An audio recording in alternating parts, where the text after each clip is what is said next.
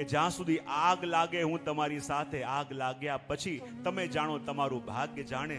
તો પ્રત્યેક વ્યક્તિની એ સૌથી મોટી રાણી એટલે એનું શરીર. પહેલી રાણી કોણ છે? આ શરીર. એને આપણે મોંઘા વસ્ત્ર અપાવીએ, મોંઘા શૃંગાર અપાવીએ, અને એમ લાગે કે જ્યારે બહાર જઈએ તો આ શરીર રૂપી રાણીને કારણે મારી શોભા દેખાય છે. પણ એણે શું કહ્યું? આ શરીર સાથ ક્યાં સુધી આપે? જ્યાં સુધી આગ ન લાગી હોય ત્યાં સુધી. આગ લાગે પછી સાથ આપવાની નથી. બીજી રાણી પાસે ગયો, અને પ્રત્યેક વ્યક્તિની બીજી રાણી એટલે કોણ? એનું સ્ટેટસ, એની પદવી, એની ખુરશી, એની બીજી રાણી. અને રાજા માનતો હતો કે જ્યારે હું મુશ્કેલમાં પડીશ ત્યારે મારું સ્ટેટસ, મારી પદવી મારી રક્ષા કરશે. પણ એણે શું કહ્યું કે રાજા, જ્યાં સુધી તમે છો હું તમારી પાસે છું, તમે નહીં હો કોઈ બીજા પાસે જઈશ. જ્યાં સુધી આપણે હોઈએ એ ખુરશીમાં આપણે બેસતા હોઈએ, આપણને લાગે કે આ ખુરશીના માલિક આપણે છીએ. જ્યારે આપણે નહીં હોઈએ ત્યારે એમાં બીજું કોઈ બેઠું હશે. ત્રીજી રાણી કોણ? કે જેના માટે રાજા માનતો હતો મારા સુખમાં મારા દુઃખમાં મારો સાથ આપશે. પણ એણે કહ્યું કે ઘરના આંગણા સુધી સાથ આપીશ. અને આ બધા કોણ છે? આપણા એ મિત્રો કે જેની સાથે રમતા કરતા, જેની સાથે આપણે બેસતા, સુખ દુઃખની વાતો કરતા. પણ જીવનની સત્યતા એ છે કે એ પણ સાથ ક્યાં સુધી આપે છે? જેના વિના આપણને ચાલતું નહોતું, જેને મળ્યા વિના આપણે રહેતા નહોતા. પણ સંસારની સત્યતા એ છે કે જ્યારે એ પણ અંતિમ યાત્રામાં આવશે ને, તો ઘરમાં ઊભા ઊભા ઘડિયાળ જોતા હશે કે આને જલ્દી કાઢે કે હું ઓફિસ જાઉં. આ જીવનની સૌથી મોટી સત્યતા. અને ત્યારે ચોથી રાણીએ કહ્યું કે રાજા, હું તમારી સાથે આવીશ. અને રાજાને આશ્ચર્ય થયું, જેની સામે ક્યારે જોયું નથી, જેની સાથે હું ક્યારે બોલ્યો નથી, અને એ આવા તૈયાર થઈ. તો પ્રત્યેક વ્યક્તિની એ ચોથી રાણી કોણ છે? બોલે ભગવત સેવા અને ભગવત સત્સંગમાં વિતાવેલો આપણો સમય, એ જ આ ચોથી રાણી છે. જે રસ્તે બધા આપણા જીવનના માપદંડો, આપણું સ્ટેટસ, આપણું શરીર, આપણું સર્કલ, આપણા કોન્ટેક્સ, એ બધું જે સમય સાથ છોડશે ને, ત્યારે પણ આ ભગવત સત્સંગમાં વિતાવેલી ક્ષણો એ તમને નહીં છોડે. તમે અહીંયા બેસી નથી રહ્યા, તમે અહીંયા વાવી રહ્યા છો. આ એક એક ક્ષણ જે ભગવત કથામાં તમારી વ્યતીત થાય છે ને, એ તમારા જીવનની સાચી એસેટ, તમારા જીવનની એવી સંપત્તિ છે કે જે સંપત્તિ કોઈ લૂંટી ન શકે. અને એ જ ધ્રુવ છે કે જે હંમેશા રહેવાનું છે. અને એટલા માટે તો જ્યારે એક ઘટના બની, શું? ઉત્તાનપાદ રાજા બેઠા હતા, એના ખોળામાં હતા ઉત્તમ, અને ઉત્તમને રમાડતા હતા. આખું દ્રશ્ય જોજો. આ ઉત્તાનપાદ રાજા કોણ છે? બોલે જીવ. એના ખોળામાં કોણ બેઠું છે? ઉત્તમ, એટલે ભગવાન માટેની અજ્ઞાનતા. એને રમાડી રહ્યા છે. અને ત્યાં જ ધ્રુવજી આવ્યા. અને ધ્રુવજી એટલે કોણ? બોલે ભગવત સત્સંગ. અને ધ્રુવજીના મનમાં વિચાર આવ્યો કે જેવી રીતે મારા પિતા આ ઉત્તમ મારા ભાઈને રમાડે છે, એવી રીતે મારા પિતા મને તો ક્યારે પણ ખોળામાં લેતા નથી. શું એ મને પ્રેમ કરતા નહીં હોય?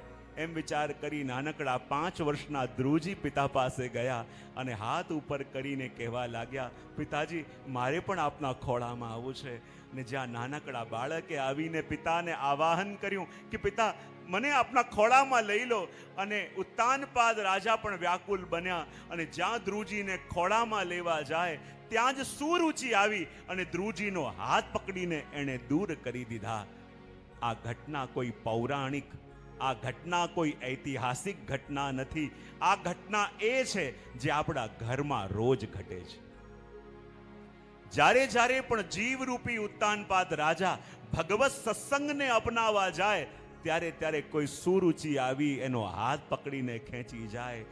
પ્રભુની સેવા કરવા બેઠા હો, પ્રભુની સેવામાં હો, અને ફોનની ઘંટી વાગે, સમજી લેવાનું સુરુચિ. અને જેવી ફોનની ઘંટી વાગે એટલે ફોન લઈને સેવાના કમરામાંથી બહાર ભાગીએ છે કે નહીં? એનો મતલબ શું? સુરુચિ આવી અને હાથ પકડીને આપણને બહાર લઈ ગઈ. આ ઘટના કોઈ ઐતિહાસિક નહીં. આ ઘટના આજે પણ આપણા ઘરમાં રોજ ઘટે છે. અને દૂર જઈને કહે, અરે તું રાણીનો પુત્ર નહીં, તું તો દાસીનો પુત્ર છું. અને જો પિતાના ખોળામાં બેસવું હોય તો જા જંગલમાં તપ કર, પ્રભુને પ્રસન્ન કરીને એમ માંગ કે તને મારા કોખે જન્મ આપે, એક રાણીના કોખે જન્મ આપે, તો તને પિતાના ખોળામાં બેસવા મળશે. ને જ્યારે આવા શબ્દો કયા, ધ્રુવજીને બહુ આઘાત લાગ્યો. રડતા રડતા ધ્રુવજી પોતાની માં સુનીતિ પાસે આવ્યા. માં કે બેટા કેમ રડે છે? ત્યારે ધ્રુવજી કહે છે કે શું હું દાસીનો પુત્ર છું? બોલે શું થયું? બોલે સુરુચિ માએ કહ્યું કે યદી તારે પિતાના ખોળામાં બેસવું છે તો જંગલમાં જઈને તપ કર, પ્રભુને પ્રસન્ન કર અને પ્રભુથી માંગ કે મારા કોકે જન્મ આપે, ત્યારે તને પિતાનો ખોળો મળશે. ને જ્યારે આ સાંભળ્યું, સુનીતિએ જરાય ક્રોધ ન કર્યો. મનમાં સુરુચિને અભિનંદન આપ્યા, ધન્યવાદ આપ્યા કે તે જેમ કરીને પણ મારા દીકરાના મનમાં એ વાત બેસાડી તો દીધી કે પ્રભુને પ્રસન્ન કરશે ને તો જીવનમાં ઈચ્છિત બધું મળશે. ને ત્યારે સુનીતિ માએ કહ્યું, જો બેટા તું આ પિતાના ખોળામાં બેસવા માંગે છે, અરે આ પિતાના ખોળામાં બેસીશ તો આજ નહીં તો કાલ તને કોઈ ને કોઈ ઉપાડી જ દેશે.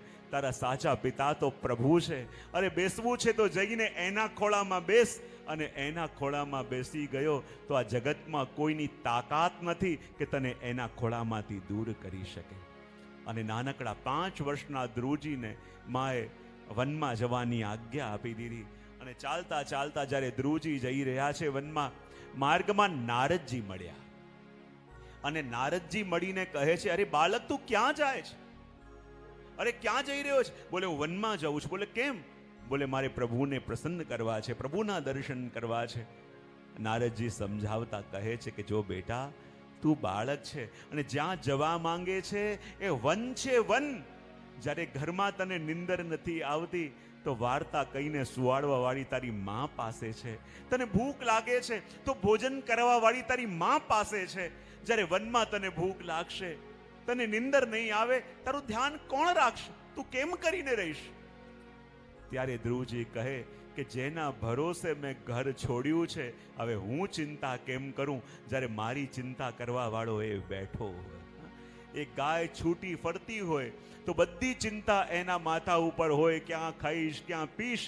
પણ જ્યારે કોઈ ગોવાળિયાના ખૂંટા સાથે બંધાઈ જાય પછી ગાય નિશ્ચિંત થઈ જાય, કારણ કે એની બધી ચિંતા કરવા વાળો પેલો ગોવાળ એની સેવામાં છે. એ જ રીતે ધ્રુવજી કહે, જ્યારે પ્રભુના ખૂંટે બંધાયો, હવે હું મારી ચિંતા કેમ કરું? મારી ચિંતા કરવા વાળા પ્રભુ છે. નારદજી પ્રસન્ન થયા, 12 મંત્ર આપ્યો અને કહું જાઓ મધુવનમાં, અને મધુવનમાં જઈને આ 12 મંત્ર દ્વારા પ્રભુને પ્રસન્ન કરો. યમુનાજીના તટ પર જઈને આરાધન કરશો, યમુનાજીની કૃપાથી જરૂર પ્રભુ મળશે. અને ધ્રુવજી પધાર્યા મધુવનમાં અને નિયમ લીધો, પ્રથમ મહિનામાં વૃક્ષથી પડેલા ફલોનો જ આહાર 3 દિવસ પછી લઈશ. અને 3 દિવસ પછી જાતે પડેલા ફળોનો આહાર લે છે અને આ મંત્રનો જાપ કરતા કહે છે, ઓમ નમો ભગવતે વાસુદેવાય. ઓમ નમો ભગવતે વાસુદેવાય. ઓમ નમો ભગવતે વાસુદેવાય. ઓમ નમો ભગવતે વાસુદેવાય. વાસુ હરિ કૃષ્ણ ચંદ્રાય. વાસુદેવાય પ્રભુ કૃષ્ણચંદ્રાય. વાસુદેવાય પ્રભુ કૃષ્ણચંદ્રાય. વાસુદેવાય હરિ કૃષ્ણચંદ્રાય. ઓમ નમો ભગવતે વાસુદેવાય. ઓમ નમો ભગવતે વાસુદેવાય. બીજો મહિનો વ્યતીત થયો, ત્રીજો મહિનો, એમ કરતા કરતા જ્યાં 6 માસ વ્યતીત થયા અને ધ્રુવજીએ પોતાના શ્વાસોની ઉપર વિજય પ્રાપ્ત કરી લીધો. અને જ્યારે શ્વાસોની ઉપર વિજય પ્રાપ્ત કરી લીધો અને કહેવાય એમનું આખું શરીર બ્રહ્માંડ રૂપ બની ગયું. અને જ્યારે પોતાના પગથી ભૂમિને દબાવી અને એક પગ જ્યારે ઉપર લીધો અને કહેવાય જ્યાં પગના અંગૂઠાથી પૃથ્વીને દબાવી, જેવી રીતે એક ગજરાજ નૌકા ઉપર સવાર થઈ જાય ને આખી નૌકા ડોલવા લાગે, એમ આખી પૃથ્વી ડોલવા લાગી. અને જ્યાં ધ્રુવજીએ પોતાના શ્વાસ રોક્યા, આ બ્રહ્માંડના બધા જીવોના શ્વાસ રોકાઈ ગયા. દેવતાઓ ભાગતા ભાગતા પ્રભુની પાસે આવ્યા. પ્રભુ, અમે શ્વાસ લઈ શકતા નથી. પ્રભુ વિચાર કરે, શું થયું? જોયું તો ધ્રુવજીએ પોતાના શ્વાસો ઉપર વિજય પ્રાપ્ત કરી લીધો છે. અને શ્વાસો ઉપર વિજય પ્રાપ્ત કર્યો માટે એમને જ્યારે શ્વાસ રોક્યા, આખા બ્રહ્માંડના બધા જીવોના શ્વાસ રોકાઈ ગયા. પ્રભુ કે મારે જવું પડશે. ભગવાન ગરુડજી ઉપર સવાર થઈને પધાર્યા, પણ ધ્રુવજી તો હૃદયમાં પ્રભુના દર્શન કરી રહ્યા છે, નેત્ર બંધ છે. ભગવાન કે જ્યાં સુધી હૃદયમાં દેખાતું મારું સ્વરૂપ ઓઝલ નહીં કરું, આ નેત્રો નહીં ખોલે.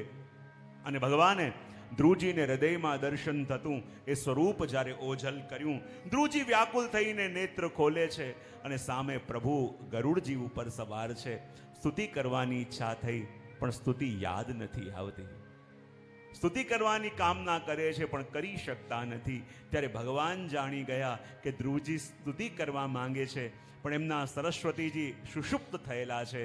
તો પાસે જઈને પોતાના શંખનો સ્પર્શ ધ્રુવજીના ગાલને કરાયો, અને જ્યાં ધ્રુવજીના ગાલને શંખનો સ્પર્શ થયો, ધ્રુવજીના સુષુપ્ત સરસ્વતી જાગૃત થયા અને સ્તુતિ કરતા ધ્રુવજી કહેવા લાગ્યા, યોન્તઃ પ્રવિશ્ય મમ વાચમિમા પ્રસૂતા સંજીવયત્યખિલ શક્તિધર સ્વધામ્ના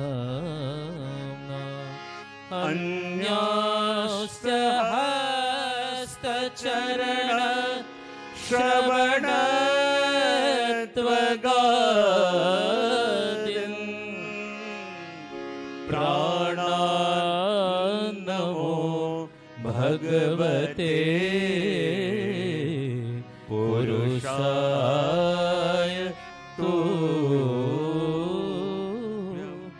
ધ્રુવજીએ પ્રભુની સ્તુતિ પણ કરી, પણ કાયમ જ્યારે જ્યારે પણ હું ધ્રુવજીનું ચરિત કહેતો હોઉં છું ને, તો તમારા કામની કેટલીક વસ્તુ હું કહેતો હોઉં છું.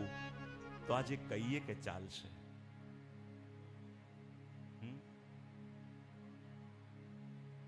આ સાઈડથી કઈ અવાજ નથી આવતો, શું કહો?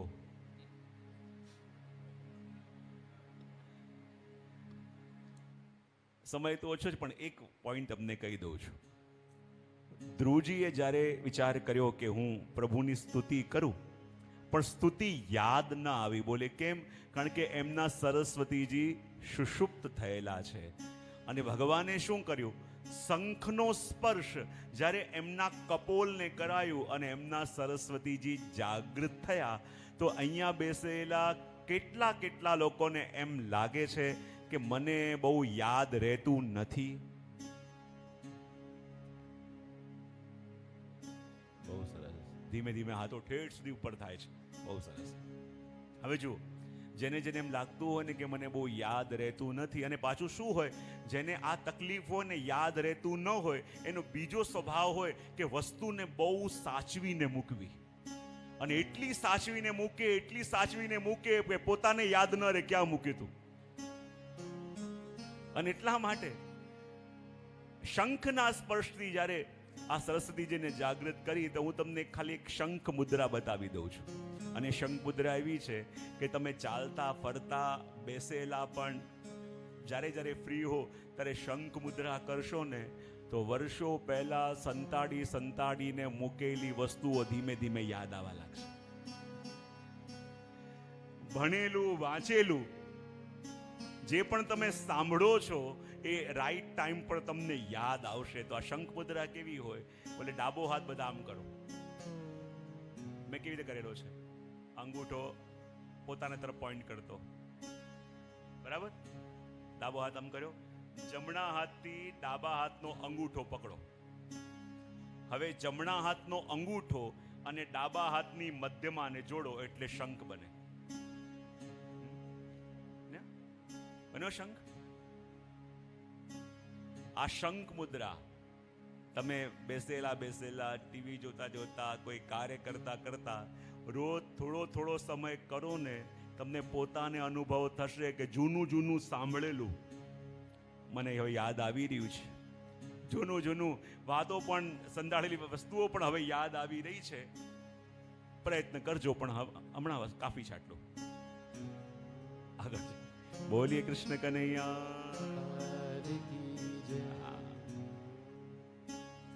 કોને કોને ખ્યાલ આવી ગયો શંખ મુદ્રા? બહુ સરસ. કોને કોને ખ્યાલ નથી આવ્યો? બરાબર. જેને જેને ખ્યાલ નથી આવ્યો, જેને ખ્યાલ આવ્યો છે ને એને કથા પછી પૂછી લેજો. અર્થ પ્રકરણની વાત આપણે કરી અને આગળ વર્ણન કરતા શ્રવણ કરીએ છીએ કે ધ્રુવજીના જ વંશમાં આગળ જઈને રાજા પૃથુ થયા, જેમના લગ્ન અર્ચી સાથે થયા અને એમણે જ આ પૃથ્વીનું દોહન કર્યું હતું, માટે નામ પૃથુના ઉપરથી પૃથ્વી પડ્યું હતું. અને એમણે જ્યારે 100 અશ્વમેધ યજ્ઞોનો સંકલ્પ કરેલો હતો અને 100મો યજ્ઞ કરતા હતા, ઇન્દ્ર વિચલિત થયા, કારણ કે 100 અશ્વમેધ યજ્ઞો કરી લે તો એમનું પુણ્ય એટલું ભેગું થઈ જાય કે ઇન્દ્રએ પોતાનું આસન છોડીને અને એમને પોતાનું સ્થાન આપવું પડે, અને એ વસ્તુ ઇન્દ્રને મંજૂર નથી. માટે 100મો યજ્ઞ જ્યારે કરતા હતા, અલગ અલગ રૂપે ઇન્દ્રએ આવીને આ યજ્ઞમાં ભંગ પાડ્યો. અને ત્યારે રાજાને ખબર પડી કે આ ઇન્દ્ર વિઘ્ન કરી રહ્યા છે, તો બ્રાહ્મણોને કહ્યું કે એવા મંત્ર બોલો કે ઇન્દ્ર પણ આવીને યજ્ઞમાં પડે. અને જ્યારે બ્રાહ્મણો એવા મંત્ર બોલવા લાગ્યા, ઇન્દ્ર ખેંચાવા લાગ્યો અને ઇન્દ્ર પ્રભુના શરણે ગયો. અને બ્રહ્માજી આવીને કહ્યું કે આ શું કરે છે? જે ઇન્દ્રને આહુતિ આપવામાં આવે એ ઇન્દ્રને હોમી દેશો તો આ યજ્ઞ કઈ રીતનો થશે? જો આપણા જે યજ્ઞથી બીજાને પીડા થાય એવો સંકલ્પ શા માટે કરવાનો? તું તો પ્રભુના પ્રીત્યર્થ માનીને કર, એવું કર. યજ્ઞ અહીંયા જ પૂર્ણ રાખ, બધા બ્રાહ્મણોને પ્રસન્ન કર, સંતુષ્ટ કર. અને જ્યારે એવી રીતે નિષ્કામ યજ્ઞ કર્યો તો ભગવાન પ્રસન્ન થઈને પૃથ્વીરાજાને દર્શન આપવા માટે પધાર્યા અને કહ્યું કે હું તમારા સત્કર્મથી પ્રસન્ન છું અને 3 વરદાન આપવાનું કહું છું, તમારે જે જોઈએ તે માંગો. અને ત્યારે પૃથ્વીરાજા કહે કે પ્રભુ મારે કાંઈ જોઈતું નથી, પણ ભગવાન કહે હું તને કહું છું કંઈક માંગ. અને ત્યારે પૃથ્વીરાજાએ પહેલું વરદાન માંગ્યું કે પ્રભુ એવી કૃપા કરો કે આપની કથા સાંભળવા માટે. જો આ માંગવાની વાત આવે ને ત્યારે આપણને ખબર પડી જાય કે જીવની અવસ્થા શું છે. જ્યારે ધ્રુવજી પણ પ્રભુને પ્રસન્ન કર્યા તો એ ચાહતા હતા પિતાનું રાજ્ય મળે, પિતાનો ખોળો મળે, પણ જ્યારે ભગવાન સામે આવ્યા માંગવાનું કહે ત્યારે ધ્રુવજી કહે પ્રભુ આપના સિવાય બીજું શું માંગુ? મારું અજ્ઞાન હતું કે હું આપનાથી માંગવા આવતો હતો, પણ જ્યારે આપ મળે મારે શું જોઈએ? અને એ જ વસ્તુ અહીંયા પૃથ્વીરાજા કહે જ્યારે આપ મળ્યા તો આપનાથી બીજું શું માંગુ? પણ ભગવાન કહે ના, મારી ઈચ્છા છે કંઈક માંગ. તો પહેલું વરદાન પૃથ્વીરાજા માંગે છે કે પ્રભુ એવી કૃપા કરો કે આપની કથા સાંભળવા માટે મને 10,000 કાનોનું સામર્થ્ય મળે. પ્રભુ આ 2 કાન આપની કથા સાંભળવા માટે બહુ ઓછા લાગે છે, એવી કૃપા કરો કે મારા રોમ રોમ કાન બની જાય અને રોમે રોમથી પ્રભુ આપની કથાનું શ્રવણ કરું તો મને લાગે કે પ્રભુ કથાનું શ્રવણ કર્યું. અને બીજી વસ્તુ પૃથ્વીરાજાએ પ્રભુ પાસે માંગી કે પ્રભુ એવી કૃપા કરો કે જીવનમાં આપ મને જે પથ ઉપર લઈ જવા માંગતા હો હું એ જ પથ પર આગળ વધું. જો આપણે સુખ અને દુઃખ કોને માંગીએ છીએ? કોને માનીએ છીએ? આપણે આપણા માટે કંઈક વિચારીને બેઠા હોઈએ અને પ્રભુ આપણા માટે કંઈક વિચારીને બેઠા હોય. જ્યારે આપણી ઈચ્છા અને પ્રભુની ઈચ્છા એક થઈ જાય એને આપણે સુખ માની લઈએ છીએ. અને પ્રભુએ કંઈક વિચાર્યું છે આપણા માટે, પણ આપણે હટ લઈને બેઠા છીએ કે પ્રભુ મારું ધારેલું જ મને મળે, પણ પ્રભુ એમનું ધારેલું આપણને આપે એને આપણે દુઃખ કહી દેતા હોઈએ છીએ. આ સુખ અને દુઃખ શું છે? જુઓ, જીવનમાં હંમેશા પ્રભુ આપતા રહે, આપણે એને પ્રભુની કૃપા માનીએ છીએ એવું નથી. ઘણી વાર આપણને તકલીફ આગળ જઈને આપવા વાળી હોય એવી વસ્તુને ભગવાન આપણાથી દૂર કરે ને તો એ પણ કૃપા છે. ખાલી મન ગમતું પ્રભુ આપણને આપે એ જ કૃપા નથી. પણ ઘણીવાર જો જ્યારે પોષણ કરવાનું હોય ને તો પોષણ 2 રીતે થાય. સ્વાદિષ્ટ ભોજન દ્વારા પણ પોષણ થાય અને જ્યારે તાવ આવે ત્યારે દવા દ્વારા પણ થાય કે ન થાય? હા કે ના તો પાડો. તો હંમેશા મીઠું ભોજન આપે એ જ કૃપા નહીં, પણ જ્યારે તબિયત બગડે ત્યારે થોડું ઇન્જેક્શન આપે ને તો એ પણ કૃપા છે.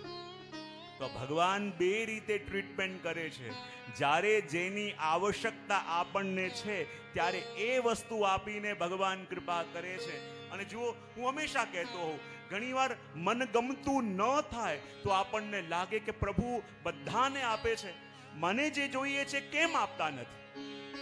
તો ઘણીવાર કહેતો હોઉં કે આ જીવનમાં તમારો કોઈ એવો સારો મિત્ર હોય, એવો સારો મિત્ર હોય કે જીવનના હરેક મોડ ઉપર તમારો સાથ જેણે આપ્યો હોય, જીવનના હરેક મોડમાં તમારી સાથે ઊભો રહ્યો હોય, અને એ મિત્ર કે જે તમને ક્યારે પણ ના પાડતો નથી, એને લઈને તમે પર્વતના શિખર ઉપર જાઓ અને ત્યાં જઈને મિત્રને કહો કે જો તે આજ સુધી મારો સાથ ક્યારે મૂક્યો નથી, મને ક્યારે પણ ના નથી પાડી, મારી છેલ્લી એક મદદ કરશે. બોલે શું?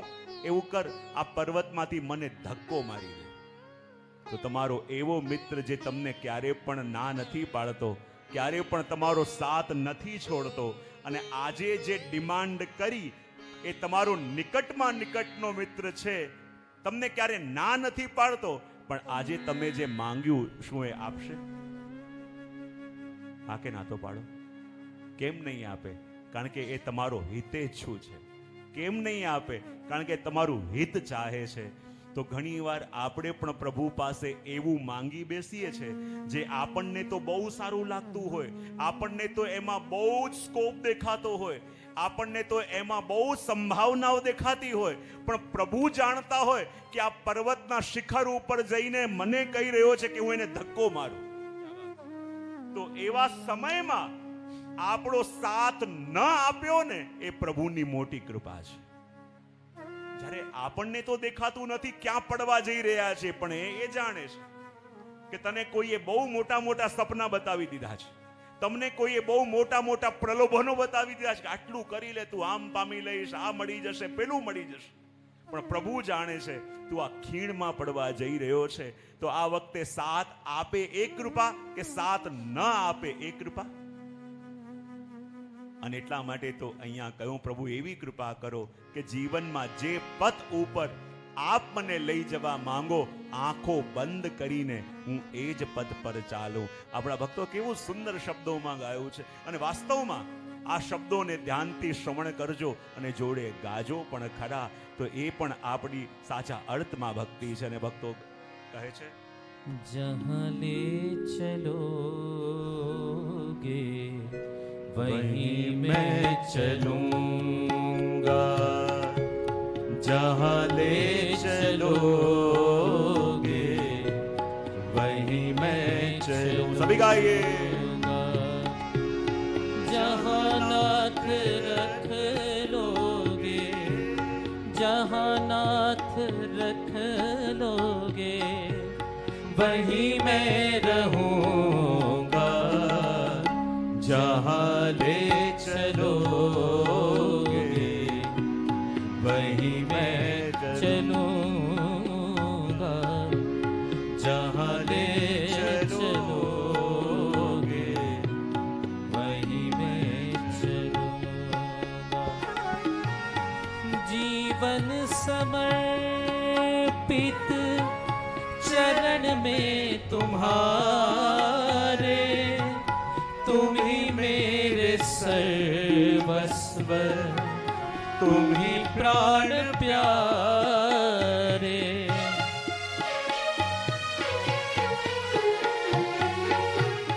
जीवन समर्पित चरण में तुम्हारे, तुम ही मेरे सर्वस्व, तुम ही प्राण प्यारे. तुम्हें छोड़ कर नाथ किससे कहूँगा, जहाँ ले चलोगे वहीं मैं चलूँगा. एक संग सभी गाएंगे. जहाँ ले चलोगे वहीं मैं चलूँ. ઘણીવાર પ્રભુની ઈચ્છા શું છે આપણને સમજાય નહીં. ઘણીવાર જીવ આપણે પ્રભુને પુકારતા હોઈએ, જોડે આવીને કૃપા કરે, પણ કેટલીક વાર ન આવીને પણ કૃપા કરે છે. જેવી રીતે એક વ્યક્તિ ચાલતો ચાલતો એક લાકડાના પુલ ઉપર આવતો હતો, નીચે ઊંડી ખાઈ હતી અને અચાનક એ પુલ તૂટવા લાગ્યો અને જ્યાં પુલના દોરડા છૂટવા લાગ્યા અને એને કહ્યું, એ પ્રભુ મારી રક્ષા કરો, પ્રભુ મારી રક્ષા કરો. અને એ જ વખતે પ્રભુ દોડતા દોડતા આવ્યા અને પુલના પેલા છેડે જઈને ઊભા રહ્યા. આ ચીસ પાડતો રહ્યો, પ્રભુ આવો, પ્રભુ આવો, મારો હાથ પકડીને પ્રભુ મને પાર ઉતારો, હે પ્રભુ પધારો, મારો હાથ પકડીને પાર ઉતારો. પણ પ્રભુ પુલના પેલે છેડે જ ઊભા રહ્યા, પાસે ન આવ્યા. અને લાગ્યું પ્રભુ અહીંયા સુધી આવી ગયા છે તો મને બચાવવા આગળ કેમ નથી આવતા. ચીસો પાડતો રહ્યો, બોલાવતો રહ્યો, પણ પ્રભુ ના આવ્યા. અને ત્યારે આ સરકતો કેમે કરીને જ્યારે પેલે પાર પહોંચ્યો અને પ્રભુને જઈને કહે, પ્રભુ આખી જિંદગી આપના ઉપર ભરોસો કર્યો અને મને આશા હતી કે આપ મને બચાવવા માટે આવશો, મારો હાથ પકડીને આ ખાઈમાંથી પાર ઉતારશો, પણ આપ સામે તો પધાર્યા, પણ મને બચાવવા માટે પાસે કેમ ના આવ્યા. ત્યારે પ્રભુએ કહ્યું, તારી પુકાર સાંભળીને હું આવી તો ગયો. ત્યાં જ મેં જોયું કે આ પુલ જે દોરડાથી બંધાયેલો છે એ દોરડો ત્યાંથી છૂટી ગયું છે. અને જ્યાં છૂટેલું દોરડું જોયું, હું ભાગતો ભાગતો ગયો અને જઈને એ દોરડાને પકડીને ઊભો રહ્યો કે તું હેમ કેમ પાર ઉતરી જા, પછી હું એ દોરડાને છોડું. અને એ જ રીતે ઘણીવાર આપણે પ્રભુને પોકારીએ અને પ્રભુ પાસે ન દેખાય તો માનજો આપણા જીવનના તૂટેલા પુલના કોઈ છેડાને પકડીને પ્રભુ ત્યાં ઊભા છે કે આપણે હેમ ખેમ એમાંથી પાર ઉતરી જઈએ. એક કૃપા કરવા માટે ત્યાં પ્રભુ ઊભા છે. ભલે સામે દેખાતા નથી, ભલે જોડે ઊભા લાગતા નથી, પણ સામે ઊભા રહીને પણ એક કૃપા કરીને આપણી રક્ષા કરી રહ્યા છે. અને એટલા માટે તો આગળ કહે,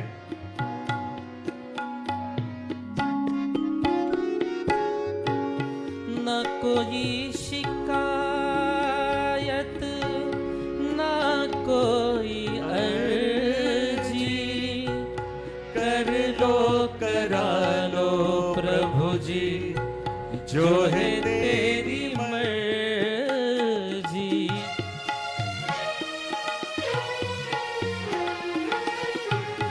न कोई शिकायत न कोई अर्जी, कर लो करा लो प्रभु जी, जो है तेरी मर्जी.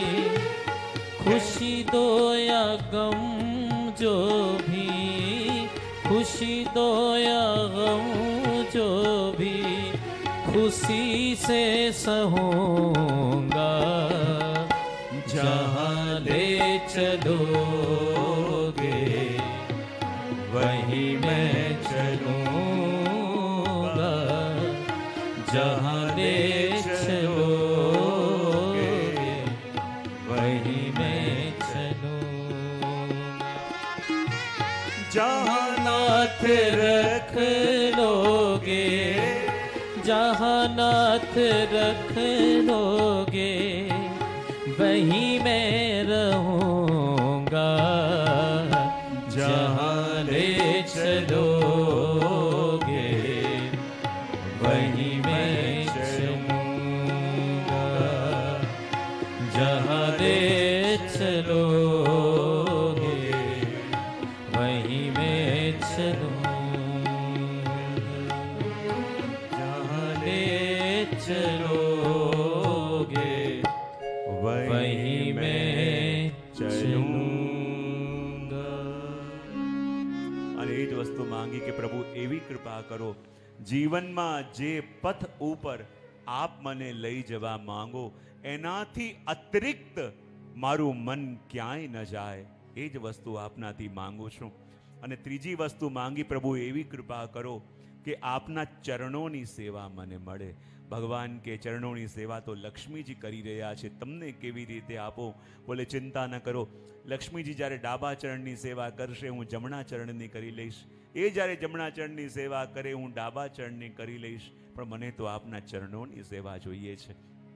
આગળ પ્રચેતાઓનું આખ્યાન આવ્યું કે જેમણે નારાયણ સરોવરમાં જઈને રુદ્રગીતાનો પાઠ કર્યો, પ્રભુએ કૃપા કરીને દર્શન આપ્યા. ચતુસ્કંદને અહીંયા સંક્ષિપ્તમાં વિરામ આપી આપણે પંચમ સ્કંદની અંદર પ્રવેશ કરીએ.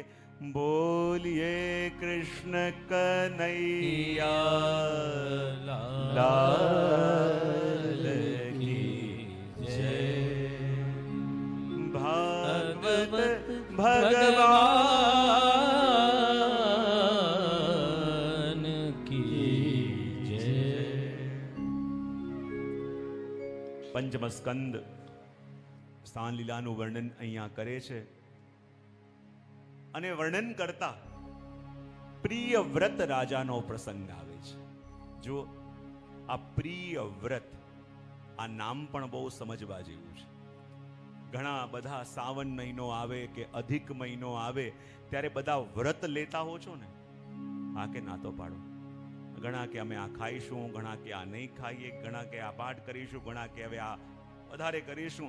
તો જેમ અલગ અલગ વ્રત અલગ અલગ લોકો લેતા હોય, પણ આમનું નામ પ્રિય વ્રત છે. અને પ્રિય વ્રત કોને કહેવાય? બોલે પ્રભુએ જે આપ્યું એ પ્રિય, પ્રભુએ જ્યાં રાખ્યા ત્યાં પ્રિય, પ્રભુએ જે લોકોનો સંગ જીવનમાં આપ્યો એ પ્રિય. પ્રભુએ આપેલી પ્રત્યેક વસ્તુ માટે જે વ્યક્તિ માત્ર સ્વીકાર સ્વીકાર સ્વીકાર કહેતો હોય એને કહેવાય પ્રિય વ્રત. અને એવી પ્રિયત્વનું અને એવી પ્રિયતાનું જેણે વ્રત લીધું છે એ રાજા પ્રિય વ્રત. અને કહેવાય કે જ્યારે એમણે વિચાર કર્યો કે આ પૃથ્વીમાં અમુક જગ્યાએ જ્યારે પ્રકાશ હોય છે, અમુક જગ્યાએ ત્યારે અંધકાર હોય છે, તો સર્વત્ર પ્રકાશ કેવી રીતે કરી દઉં. પોતાના રથને લઈને જ્યારે પરિભ્રમણ કરવા નીકળ્યા અને રથના પૈડાથી જ્યાં જ્યાં કાપા પડ્યા, પાણી ભરાયા, સપ્ત સાગર બન્યા અને જ્યાં ભૂમિ રહી સપ્ત દ્વીપ પણ બન્યા. અને એ જ વંશમાં આગળ જતા ઋષભદેવજી પણ થયા. એ જ વંશમાં આગળ જતા રાજા ભરત થયા. અને આ રાજા ભરત એ છે કે જેના માટે એક મંતવ્ય એવું પણ વિદ્વાનોનું છે કે એ ભરતના નામ ઉપરથી આપણા દેશનું નામ ભારત પડ્યું. અને રાજા ભરતના મનમાં એકવાર વૈરાગ્ય આવ્યો. અને વૈરાગ્ય શું આવ્યો કે જગતમાં રહીને, સંસારમાં રહીને ક્યારે પણ પ્રભુની ભક્તિ ન કરી શકાય. બોલે કેમ? આ સંસારમાં રહીએ તો આપણી દશા પેલા મદારીના વાંદરાની જેવી થઈ જાય છે. જે આપણે એની જેમ હોઈએ અને દોરી બધાના હાથમાં હોય. જેમ પેલું મદારી એના વાનરને કે હવે ગુલાટી માર, તો એને ગુલાટી મારવાની, કહે બધાને સલામ કરે, બધાને સલામ કરવાની, બધાની પાસે જા, બધાની પાસે જવાનું. તો જેવી રીતે પેલો મદારી એના વાનરને નચાવે એવી રીતે આ સંસારના બધા લોકો આપણને નચાવતા રહેતા હોય. તો આ સંસારમાં રહીને પ્રભુની ભક્તિ કેવી રીતે થાય? મનમાં વૈરાગ્ય જાગ્યો. અને મનમાં વૈરાગ્ય જાગ્યો અને ઈચ્છા થઈ કે હવે આ સંસાર છોડીને હું વનમાં જાઉં. જુઓ, જ્યારે સંસાર છોડીને વનમાં જવાની ઈચ્છા થઈ અને રાજાએ પોતાનું રાજપાટ બધું મૂકી અને શાલિગ્રામ ક્ષેત્ર ગંડકી નદીના કિનારે પોતે તપસ્યા કરવા માટે આવ્યા. પણ અહીંયા મહાપ્રભુજી એક નિર્દેશ આપણને કરે છે કે રાજાના મનમાં વૈરાગ્ય ભાવ જાગ્યો કે મારે સંસાર છોડવો છે અને ઘર છોડી અને આવ્યા વનમાં. પણ મહાપ્રભુજી કહે છે કે સંસાર આપણા ઘરમાં નહીં, સંસાર આપણા મનમાં છે.